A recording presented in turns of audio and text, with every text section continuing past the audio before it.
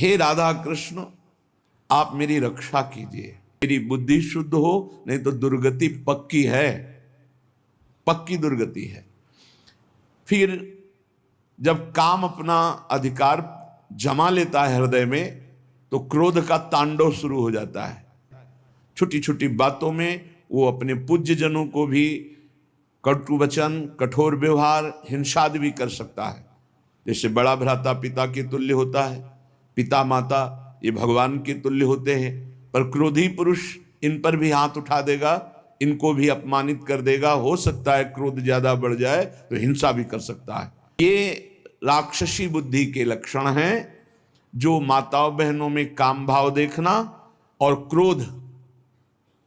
क्रोध करना। ये क्रोध बहुत बड़ा अनिष्टकारी, कभी किसी का क्रोध से मंगल नहीं हुआ।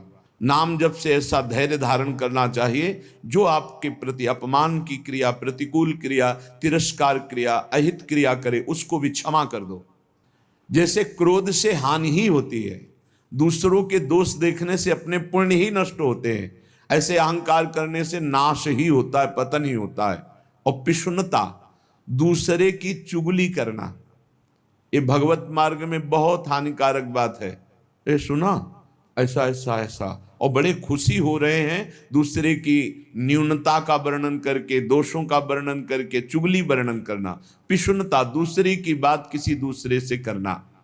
और दंभ, जो तुम्हारे जीवन में है नहीं उसे दिखावा मत करो। जो हृदय में है, जो वाणी में है, वही आचरण में होना चाहिए। अगर तीनों का मिलान नहीं होता तो उसे दंभ कहते हैं। वाणी से कुछ और, हृदय में कुछ और, आचरण में कुछ और, उसे दंभी पुरुष कहते हैं। जिसका वचन एक, मन एक, आचरण एक, उसे संत कहते हैं, उसे भगवत भाव वाला महाभागवत कहते हैं।